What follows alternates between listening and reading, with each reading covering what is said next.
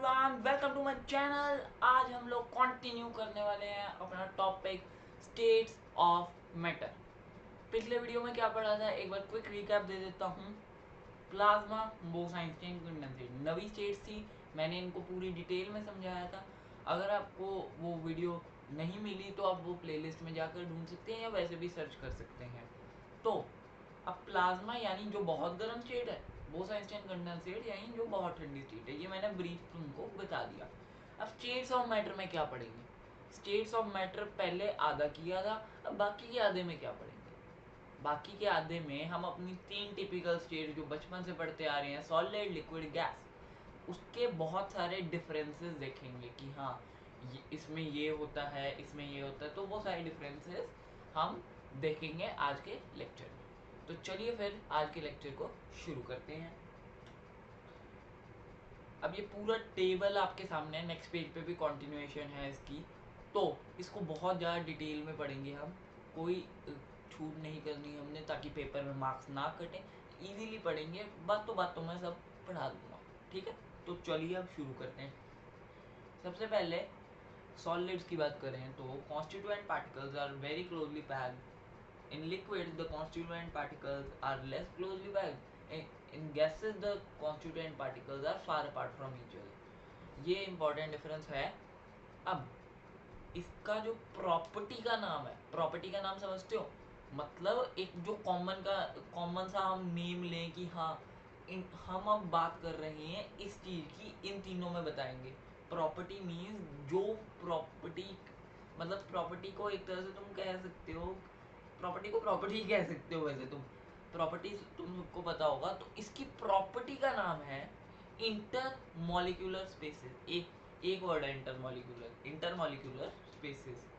अब होता क्या है, सॉलिड्स में जो कॉन्स्टिट्यूएंट पार्टिकल्स है, जिनका मतलब तुम एटम लगा लो, मॉलिक्यूल लगा लो, यहाँ पे इंटरमॉलिक्यूलर स्पेसेस बोल रहा है तो यहाँ पे तुम मॉलिक्यूल लगाओगे। तो जो इंटरमॉलिक्यूलर स्पेसेस है, यहाँ पर सॉलिड की बात कर रहा हूँ, सॉलिड में इंटरमॉलिक्यूलर स्पेसेस बहुत कम है। क्यों? क्योंकि वो क्लोजली पैक्ड है। बहुत बस बस बस बस बस बस बस बहुत ज्यादा पास किसमें है? सॉलिड में। अब जो ये मॉलिक्यूल्स की अरेंजमेंट लिक्विड में कैसी होगी? लिक्विड में थोड़ी दूर थोड़ी दूर थोड़ी दूर थोड़ी थोड़ी थोड़ी दूर, थोड़ी थोड़ी दूरी पे होगी लिक्विड में। लिक्विड में थोड़ी थोड़ी दूरी, सॉलिड में बहुत कम दूरी। गैसेस में तो दूरी ही है, पार्टिकल उसमें कम है, दूरी ज्यादा है। गैसेस में इतनी दूरी, इतनी दूरी, इतनी दूरी, बहुत ज्यादा दूरी है, बहुत ज्यादा दूरी। अब इसके कुछ कारण होंगे। ये दूरी तो ऐसा तो है नहीं कि इसके पीछे कोई साइंस नहीं है। अब इसके पीछे क्या साइंस है, इसके पीछे क्या साइंस है वो अब समझते हैं। 2 पॉइंट बताऊंगा, दोनों में तुम्हें क्लियर हो जाएगा कि मतलब ये अरेंजमेंट ऐसे ही क्यों है। अब दूसरा पॉइंट पढ़ते हैं। अगले 2 पॉइंट वही है वैसे जो इसके पहले के रीजन बताते हैं। Force of attraction between the particles is very strong in solids. Force of attraction between particles is less strong in liquids. Force of attraction between particles is negligible in gases. पहला point है ये किसका? अगर तुमसे कोई पूछ ले that why intermolecular spaces are less in solids, more than that in liquids and very high in gases, उसके 2 पॉइंट दे रहा हूँ। क्वेश्चन पेपर में पक्का नहीं आया, लेकिन समझो, समझो कभी भी तुम्हें 10th में 11th में, अगर तुम स्ट्रीम लो केमिस्ट्री वाली, तो 11th में भी तुम्हें पूछ सकते हैं, 12th में भी बहुत सारी ऐसी जगह है जहाँ पे तुम्हें पूछ सकते हैं। अब फोर्स ऑफ अट्रैक्शन क्या है? अट्रैक्शन समझते हो? अट्रैक्शन मतलब आपस में मेल मिलाप बढ़िया होना। जैसे मैं यहाँ पे हाथ है, ये मान लो नॉर्थ पोल है मैग्नेट का, ये साउथ पोल है, अट्रैक्ट करेंगे, ऐसे आपस में जुड़ जाएंगे। अच्छा, एक फोर्स ऑफ अट्रैक्शन की तुम्हें एग्जांपल देता हूँ। ग्रेविटी, ग्रेविटी हमें हमेशा अपनी तरफ खींचती है। कभी ये नहीं है कि हमें ऊपर को धकेले, अपनी तरफ ही खींचती है ना। ग्रेविटी तो अपनी तरफ ही खींचेगी। तो उसी प्रकार solid, liquid, gases, 3 states of matter में क्या हो रहा है? सॉलिड, लिक्विड, गैसेस में जो हमारा फोर्स ऑफ अट्रैक्शन है वो बटा हुआ है। मतलब इनका जो खिंचावट का फोर्स है एक दूसरे की तरफ वो अलग अलग है। सॉलिड में बहुत ज्यादा फोर्स ऑफ अट्रैक्शन, अब फोर्स ऑफ अट्रैक्शन ज्यादा होगा तो पार्टिकल्स पास पास होंगे। वही तो कहा पहले पॉइंट में, वही तो कहा मैंने, क्लोजली पैक्ड है पार्टिकल्स, यही तो कहा पहले पॉइंट में। आया समझ, गया दिमाग में? बहुत बढ़िया बहुत बढ़िया। अब नेक्स्ट है लिक्विड में force of attraction between particles is less strong. अब उसके पार्टिकल में थोड़ी थोड़ी दूरी है। अब अट्रैक्शन कम है तो दूरी तो बढ़ जाएगी, अट्रैक्शन कम है तो दूरी तो बढ़ जाएगी। अरे यही तो बोला, यही तो बोला, अब तो तुम समझे समझे। अब वहीं गैसेस की बात करें, force of attraction between particles is negligible, ना मात्र, उसको ना ही गिनो तो बेटर है, इतना कम है। गैसेस में तो बहुत कम फोर्स ऑफ अट्रैक्शन है। अब फोर्स ऑफ अट्रैक्शन जितना कम उतनी ज़्यादा इंटरमॉलिक्यूलर स्पेसेस, मॉलिक्यूल्स के बीच की स्पेसेस बढ़ती जाएंगी बढ़ती जाएंगी बढ़ती जाएंगी। वही तो हो रहा है सॉलिड लिक्विड गैस में, है कुछ इसमें, ऐसे ही डरते हो यार तुम। अब इसका ही दूसरा पॉइंट देखते हैं, इसके रीजंस का, कि इंटरमॉलिक्यूलर स्पेसेस में डिफरेंस क्यों आता है। इसके रीजन के 2 पॉइंट में से एक देख चुके हैं, एक और देखते हैं। सॉलिड में kinetic energy is very less, liquids में kinetic energy between particles is more than that in solids, and in gases the particles have maximum kinetic energy। बहुत इंपॉर्टेंट पॉइंट। अब इसका जो तुम प्रॉपर्टी लिखोगे, इसकी जो प्रॉपर्टी लिखोगे वो काइनेटिक एनर्जी ही लिखोगे, या energy required for movement of particles, तुम ऐसा कुछ लिख सकते हो। और ऊपर वाले में ये जो सेकंड पॉइंट था हमारे, फर्स्ट पॉइंट था हमारे आंसर का, उसमें तुम लिखोगे फोर्स ऑफ अट्रैक्शन प्रॉपर्टी का नाम। अब हो क्या रहा है, सॉरी ये जो सेकंड पॉइंट है ना, तुम इसमें एक और चीज लिख सकते हो, इंटरमॉलिक्यूलर फोर्सेस, दो मॉलिक्यूल्स के बीच में जो फोर्सेस है वो होंगे इंटरमॉलिक्यूलर फोर्सेस। अब काइनेटिक एनर्जी क्या होती है, सोचो एक बार सोचो। तुम चल पाते हो, मैं चल पाता हूँ, राहुल चल पाता है, विनीता चल पाती है, गीता चल पाती है, जौन सा मर्जी नाम ले पा रहे हो, सब चल पाते हैं। हमारे पास कौन सी एनर्जी है, न्यूट्रिएंट्स की। अब पार्टिकल्स हमने पढ़ा था कि मूवमेंट करते हैं, मूवमेंट के लिए उनको भी कुछ एनर्जी चाहिए होगी, कुछ तो ताकत लगती होगी कि वो मूव करें। वो ताकत कौन सी है, वो पावर कौन सी है, वो एनर्जी कौन सी, काइनेटिक एनर्जी उसको नाम दे दिया। So the energy required for the movement of particles is called kinetic energy. Particles को मूव करने के लिए जो एनर्जी चाहिए, एटम मॉलिक्यूल्स को मूव करने के लिए जो एनर्जी चाहिए वो काइनेटिक एनर्जी है। अब सॉलिड में काइनेटिक एनर्जी बहुत कम है, मतलब उसमें ज़्यादा कह सकते हो दौड़ने की क्षमता नहीं है। अब दौड़ने की क्षमता नहीं है, दौड़ने की क्षमता नहीं है, उससे क्या पता चल रहा है, दौड़ने की क्षमता नहीं है, इससे क्या पता चल रहा है, फोर्स ऑफ अट्रैक्शन इनका बहुत ज़्यादा है, दौड़ पा नहीं रहे एक दूसरे से दूर। तो जाहिर सी बात है कि पार्टिकल क्लोजली पैक्ड होंगे। अगर मान लो तुम एक रेस की स्टार्टिंग लाइन पे खड़े हो, तुम दौड़ नहीं पा रहे, तो रेस की स्टार्टिंग लाइन से कितना ही दूर जा लोगे, जा ही नहीं सकते। रेस की स्टार्टिंग लाइन से बिना एनर्जी के तुम जा ही नहीं सकते, बहुत कम एनर्जी है तुम्हारे पास। उसी प्रकार हो रहा है यहाँ पर, काइनेटिक एनर्जी जो है पार्टिकल्स की मूवमेंट की एनर्जी है।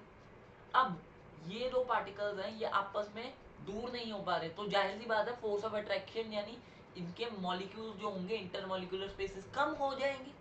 यही तो कहा मैंने, यही तो पिछले 2 पॉइंट से समझा रहा हूँ। आया समझ? विजुलाइज करो चीजों को, रटना नहीं है हमने, विजुलाइज। आपके सामने एक सीन आ जाना चाहिए कि हाँ रेस चल रही, रेस का नहीं आना चाहिए, मॉलिक्यूल्स आपस में दूर नहीं हो रहे, पास नहीं हो रहे, वो सब तुम्हारे दिमाग में सीन आना चाहिए पूरा, विजुलाइज इसे ही कहते हैं, ठीक है। अब यहाँ पर लिक्विड में काइनेटिक एनर्जी थोड़ी सी ज्यादा है सॉलिड से। अब मान लो तुम्हारे पास पहले फिनिशिंग लाइन पे एनर्जी बिल्कुल नहीं थी, अब थोड़ी सी बढ़ गई, तो तुम थोड़ा तो दूर तक जा पाओगे। वही तो भाई, पार्टिकल्स जो हैं थोड़ी सी दूरी पर चले जाते हैं एक दूसरे से, इंटरमॉलिक्यूलर स्पेसेस बढ़ जाती हैं। That is what I am trying to convey to you. अब particles have maximum kinetic energy in gases. अब तुम्हारे में पूरी एनर्जी आ गई, तुम फरारी बन गए, तो तुम फिनिशिंग लाइन भी पार कर दोगे 2 सेकंड में। 2 सेकंड में पार हो गई फिनिशिंग लाइन। क्यों? स्टार्टिंग लाइन से दूरी बढ़ गई, क्योंकि तुम्हारे पास एनर्जी ज्यादा थी। अब एनर्जी ज्यादा होगी, फोर्स ऑफ अट्रैक्शन कम होगा, इंटरमॉलिक्यूलर स्पेसेस बढ़ जाएंगे। तो यहां से हम क्या कंक्लूड कर सकते हैं, एक बार फिर से रिवाइज कराता हूं। जितना कम फोर्स ऑफ अट्रैक्शन, ध्यान से सुनना, जितना कम फोर्स ऑफ अट्रैक्शन जितना कम फोर्स ऑफ अट्रैक्शन होगा, उतनी ज्यादा दूरी होगी। और जितनी ज्यादा काइनेटिक एनर्जी होगी उतनी ज्यादा दूरी होगी। एक बार फिर से रिपीट करते हैं, जितना कम फोर्स ऑफ अट्रैक्शन उतनी ज्यादा दूरी, और जितनी ज्यादा काइनेटिक एनर्जी उतनी ज्यादा दूरी बढ़ती जाएगी। तो ये दूरी बढ़ाने का याद कर लो, और कम करने का इसका बिल्कुल इनवर्स है। ठीक है, ये सारे पॉइंट बहुत इंपॉर्टेंट है, याद रखना। अब आगे और पॉइंट देख लेते हैं। Solids have definite shape and volume. इसको थोड़ा सा मैं एक्सप्लेन करूंगा, ये सारे पेन खोल लेता हूँ। Liquids do not have definite shape but have definite volume. अब gases neither have definite shape nor volume. अब जैसे मान लो मैं एक टेबल बनाता हूँ, गंदा सा बनेगा बट बना देता हूँ। ये एक मान लो टेबल है।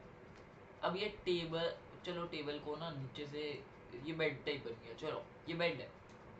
अब बेड की तुम शेप बदल सकते हो? कोई चांस नहीं, क्योंकि तुम उसको, हाँ वो अलग बात है, तुम मुक्के मुक्के मार के तोड़ दोगे, ऐसा करना नहीं है। तो बीइंग ऑन द टॉपिक, अब तुम बेड को वैसे तो उसकी शेप चेंज नहीं कर सकते, प्रैक्टिकली इट्स इम्पॉसिबल। तो बेड की शेप चेंज नहीं हो रही, उसका साइज। वॉल्यूम का क्या मतलब होता है, चलो एक बार वॉल्यूम बताता हूँ। Volume is the quantity which one substance can hold. अब सॉलिड्स में तुम कुछ रख सकते हो, हाँ रख सकते हो, लिक्विड रख सकते हो बेसिकली। सॉलिड्स में तुम कपड़े रख लेते हो, वो सॉलिड हो गए। But the thing is that वो जो सॉलिड बेड का सरफेस एरिया है वो ना बढ़ रहा है ना कम हो रहा है, उसका सरफेस एरिया तो उतना ही है। तो इसलिए उसकी वॉल्यूम भी चेंज नहीं हुई, और शेप तो तुम वैसे ही नहीं बदल पा रहे। आया समझ? आया समझ? चलो अब इसी को मैं थोड़ा सा लिक्विड में समझा देता हूँ। अब तुम लोग थोड़ा सा पानी, ये झील बना देते हैं अच्छी सी। अब तुम मान लो एक पानी को एक स्ट्रेट ऐसे, मतलब ऊपर की साइड को ब्रेड्थ है, उस सेंस में तुम पानी डाल रहे हो उसमें, और एक लेटी हुई ब्रेड्थ है, तुम उसमें पानी डाल रहे हो। क्या फर्क आएगा? पहले तुम, चलो ये एग्जांपल से थोड़ा सा कॉम्प्लिकेट हो जाएगा, और इजी एग्जांपल, तुम एक सर्कुलर कंटेनर में पहले पानी डाल रहे हो, बाद में ट्रायंगुलर कंटेनर में पानी डाल रहे हो। क्या ऑब्जर्व कर रहे हो? पानी जिसमें भी जाएगा उसकी शेप ले लेगा। जैसे ट्रायंगल में गया तो ट्रायंगल की शेप आ गई, सर्कल में गया सर्कल की शेप आ गई, स्क्वायर में गया स्क्वायर की शेप आ गई, रेक्टेंगल में गया रेक्टेंगल की शेप आ गई। So what are we concluding, इसकी शेप तो बिल्कुल सेम नहीं रहती। अब वॉल्यूम सेम रहती है? जी हाँ बिल्कुल, जी हाँ बिल्कुल। और हमारे साइंटिस्ट ने ये नाप के देखा हुआ है कि एक कंटेनर से दूसरे कंटेनर में जितना पानी डालोगे वो सेम रहेगी, उसकी मात्रा ना बदलेगी, ना कम होगी ना ज़्यादा होगी, कुछ नहीं होगा उसकी मात्रा। एक बार फिर से यहाँ तक थोड़ा सा रिवाइज करते हैं। Solids have definite shape and volume, उसकी वॉल्यूम और शेप सेम रहती है। और लिक्विड में शेप सेम नहीं रहती, वॉल्यूम सेम रहती है। ठीक है, आया समझ? अब चलो गैसेस का देख लेते हैं थोड़ा सा सिनेरियो। अब गैसेस में ना शेप सेम रहती है ना वॉल्यूम। ये कैसे? अब जैसे मेरा कमरा है, ये मेरे स्टूडियो को ले लो चलो तुम। अब मेरे स्टूडियो में मैंने 1 सेकंड के लिए दरवाज़ा खोल दिया, दरवाज़ा खोल दिया, हवा बाहर जाएगी अंदर आएगी। लेकिन ये थोड़ी ना नेसेसरी है कि जितनी बाहर जाएगी उतनी ही अंदर आए, ये तो कोई नेसेसिटी नहीं है। कभी हो सकता है 2 कण ज़्यादा आ जाए, कभी 2 कण कम, वो तो फर्क पड़ जाएगा। So what can be conclude is the volume of gas is never same. अब भैया शेप का भी समझा दो। शेप, अब जैसे जैसे कि तुम मान लो तुमने एक गुब्बारे में हवा भरी। गुब्बारे में पहले तुम हवा भरते हो वो छोटू सा होता है, जब तुम ज़्यादा हवा भर देते हो तो वो बड़ा हो जाता है, ज़्यादा हवा भरने पर वो बड़ा हो जाता है। उसी तरह से उस सेंस में हम कह सकते हैं उसकी शेप भी कांस्टेंट नहीं है। सिंपल, बहुत इजी। अब ये तीनों points one of the most majorly की पॉइंट्स हैं। यहाँ पे गुब्बारा बना देता हूँ मैं जिससे तुम्हें पता चले। ये तुम्हारा इनिशियल गुब्बारा है, उसके बाद जब तुमने पूरा फुला दिया वो ऐसे हो गया। आया समझ? आया समझ? पक्का?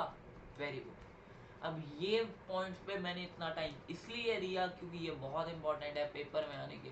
फुल टू चांस है इस पे क्वेश्चन अच्छे से। अगर एक बार समझ ना आए तो दोबारा देख लेना, कोई दिक्कत नहीं। अब क्या हो रहा है, what is happening is have solids have high density and cannot be diffused.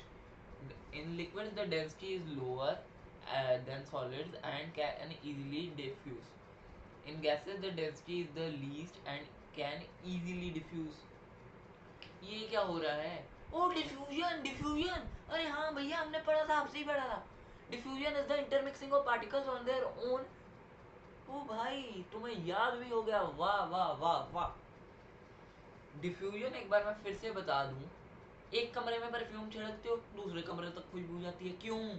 जो परफ्यूम है वो एयर के पार्टिकल्स के साथ मिक्स हो रहा है, एयर के पार्टिकल्स के साथ मिक्स हो रहा है, और वो मिक्स होके दोनों भाई एक कमरे से दूसरे कमरे तक चले जाते हैं। मिक्स कहाँ हो रहा है? बीच में जगह थी, बीच में स्पेसेस थी।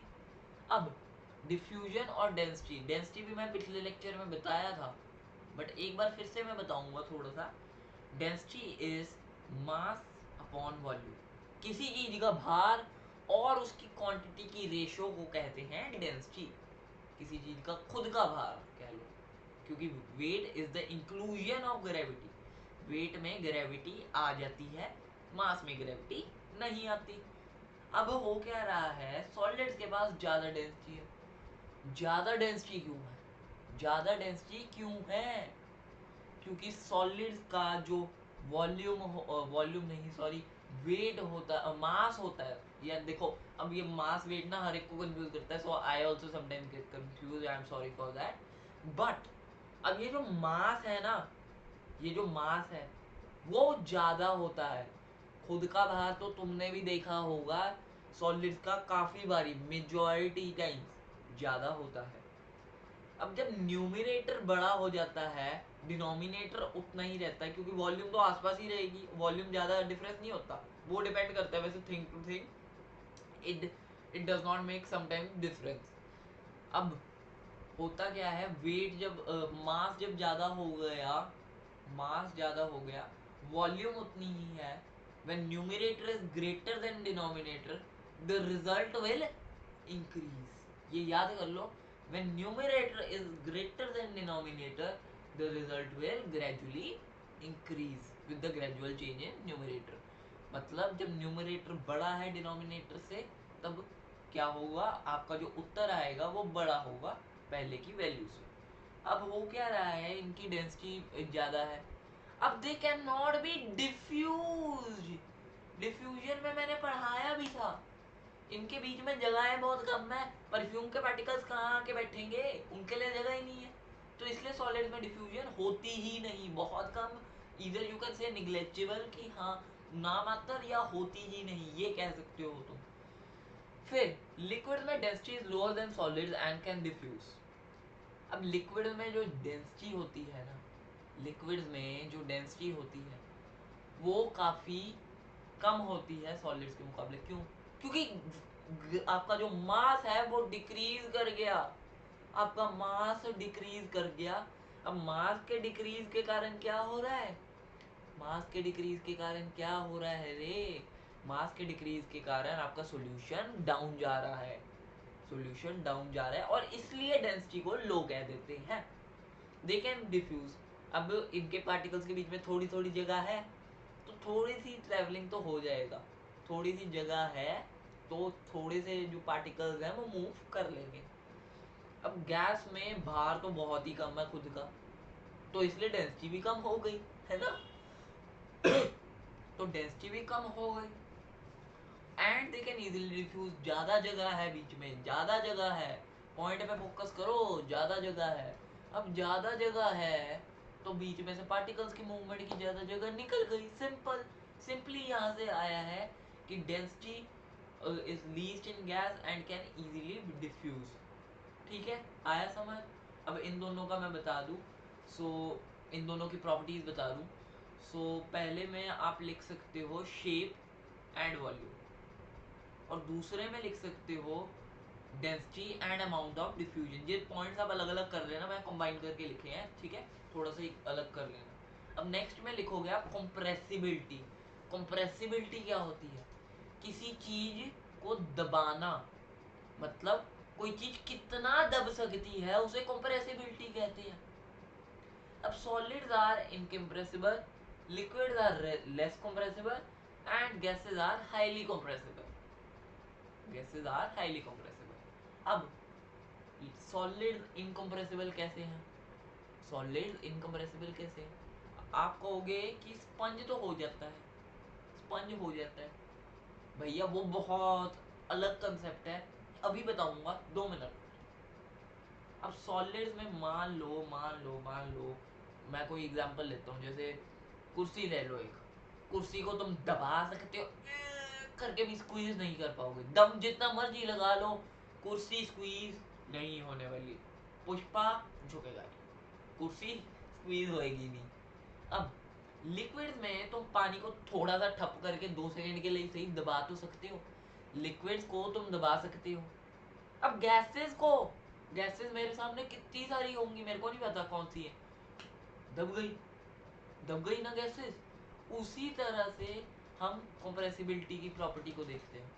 अब तुम्हारे क्वेश्चन पे आ जाता हूँ, तुम्हारा क्वेश्चन होगा कि स्पंज तो हो जाता है, तो स्पंज के बीच में ना छोटे छोटे हवा के पोर्स होते हैं, हमारी जो बाकी सॉलिड चीजें उनमें नहीं होते पोर, स्पंज के बीच में छोटे से पोर होते हैं। अब उसके बीच में से हवा पास करती है तो बीच में से मॉलिक्यूल चले गए। अब जो मॉलिक्यूल चले गए हम उसे प्रेस करते हैं तो वो आपस में श्रिंक होके चिपक जाते हैं। That is the reason that sponge compresses. फिर से बता देता हूँ एक बार कंक्लूडिंग वे में, इसमें हम क्या करते हैं, पार्टिकल उसमें होल्स होते हैं जिसके बीच में से एयर पास करती है। अब जब एयर पास ही कर गई बीच में से, बीच में जगह बन गई, जब तुम स्पंज को प्रेस करोगे तो पार्टिकल्स इधर को आ जाएंगे और वो जगह को घेर लेंगे। ठीक है, अब कुछ प्रॉपर्टीज और चीजें मैंने यहाँ पर नहीं लिखी, कुछ क्या एक ही है मेनली, तो वो तुम लिख लो, वो तुम लिख लो। क्या है, फ्लूइडिटी। फ्लूइडिटी मतलब बहने की, मतलब कौन सा सब्सटेंस कितना बहता है। अब गैस में तुम कहोगे बहती हवा सा था वो, है ना, तुम बहती हवा सा था वो पे पहुंच जाओगे। तो सॉलिड्स पे की अगर बात करें, अब सॉलिड्स को तुम जितना मर्जी दम लगा लो बहुत मुश्किल से हिलेंगे, मतलब हिल तो जाएंगे इजीली, बट टाइम टेकिंग है। तो सॉलिड्स को मतलब एक जगह से मूव करने में टाइम लगता है, तो जिसमें ज्यादा टाइम और दम लगे उसकी फ्लूइडिटी कम है, उसकी फ्लूइडिटी कम है। उसके बाद लिक्विड की फ्लूइडिटी, हाँ लिक्विड तो बह लेते हैं, और एयर एक जगह से दूसरी जगह पे 2 सेकंड में, 2 सेकंड में हो जाता है काम, एक जगह से दूसरी जगह 2 second. So solids have less fluidity, liquids have more than solids, and gases have the highest fluidity। और इसी के साथ हमने स्टेट्स ऑफ मैटर खत्म कर दिए आज के इस लेक्चर में। उखाड़ के फेंक दिए। जिसको डर लगता था आज मेरी वीडियो देखने के बाद नहीं लगेगा, ये मेरा दावा है। अगर कोई डाउट हो कमेंट सेक्शन में पूछ लेना। तो मिलता हूँ तुमको नेक्स्ट वीडियो में। नेक्स्ट वीडियो में हम पढ़ेंगे टेम्परेचर के बेसिक कॉमन यूनिट्स और एसआई यूनिट के बारे में, कुछ फॉर्मूले दो को देख लेंगे। तो मिलता हूँ तुमसे नेक्स्ट वीडियो में। Love you all, bye bye bye.